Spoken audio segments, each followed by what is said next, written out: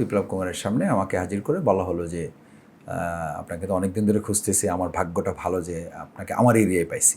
এটা তো prime minister area, আপনার সাহস কি, আপনি এখানে ঢুকলেন কী করে?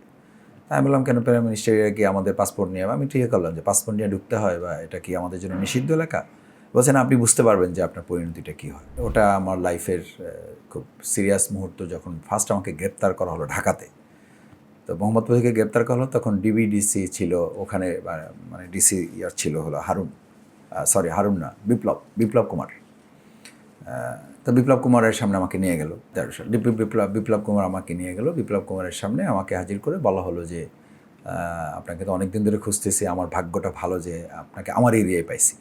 এটা তো প্রাইম মিনিস্টার এরিয়া, আপনার সাহস কি, আপনি এখানে ঢুকলেন কী করে? আমি বললাম, কেন প্রাইম মিনিস্টার এরিয়া কি আমাদের পাসপোর্ট নিয়ে? আমি ঠিক করলাম যে পাসপোর্ট নিয়ে ঢুকতে হয় বা এটা কি আমাদের জন্য নিষিদ্ধ এলাকা? বলছেন আপনি বুঝতে পারবেন যে আপনার পরিণতিটা কী হয়। তো রাত হয়ে গেল, রাত 1:30-2টার দিকে আমাকে একটা টিম বের করে আমার বাসার জন্য আমাকে জোরাজুরি করলো। তা আমি খুব চেষ্টা করলাম যে বাসায় আমার বৃদ্ধ বাবা মা আছে, সন্তান আছে, আমার ওয়াইফ আছে, তাদের মুখোমুখি না হতে। আমি চেষ্টা করলাম খুব। তো চেষ্টা করলেও লাভ হলো না, আমাকে নিয়ে আসলো। নিয়ে এসে পিছনে হাত বাঁধা, বাসার সামনে আসার আগেই আমাকে ছাদে উঠালো, বিল্ডিংয়ে। ছাদে উঠে আমাকে বলল যে মানে আপনার সামনে দুটো রাস্তা আছে, একটা হলো যদি আপনাকে মানে গুলি করি, এখান থেকে ফেলে দিই, তাহলে আমরা কালকে প্রচারিত হবে যে আপনাকে আমরা গ্রেপ্তার করে এখানে নিয়ে আসছিলাম, আপনি আমাদের থেকে পালাবার জন্য লাফ দিয়েছেন।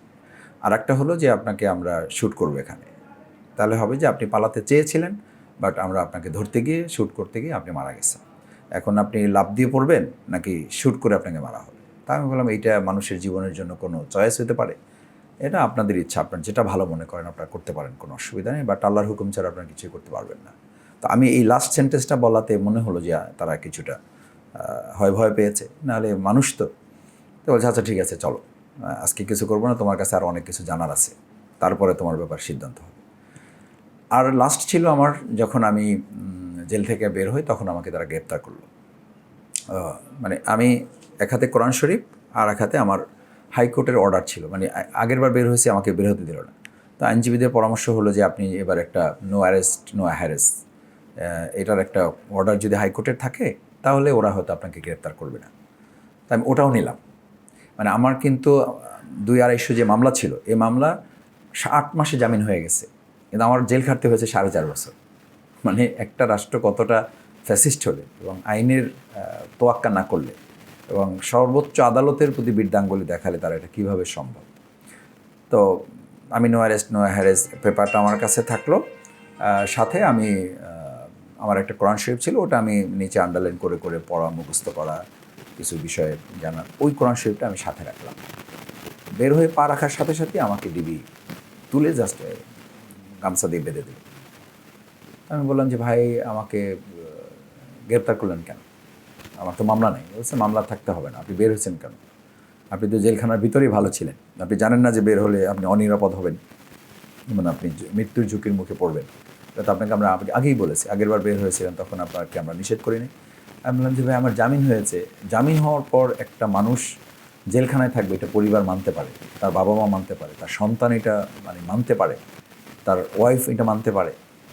স্বাভাবিকভাবে আমি চেষ্টা করেছি। এখন তো এই যে তখন আমি ওই যে নো অ্যারেস্ট নো হ্যারেজের এটা দিলাম, দেওয়ার সাথে সাথে তারা খেপে গেল, বলে যে এইসব আইন আমরা তোয়াক্কা করি, আপনার ওই পেপার হলো এই আমার হাত ধরে, আমার চোখ বাঁধা হাত ধরে দেখালে যেটা হলো 1 বিঘা পরিমাণ, আর আমাদের হাত মানে লম্বা পাওয়ার হলে এই পরিমাণ, আপনার এই পর্যন্ত লম্বা আমাদের হাত, আপনার এই কাগজ হলে এইটুকু পাওয়ার, আর আমাদের হাত হলে এই পর্যন্ত, আমার হাত ধরে দেখাইতেছে। আমি বললাম তাহলে তার কিছু করার নাই।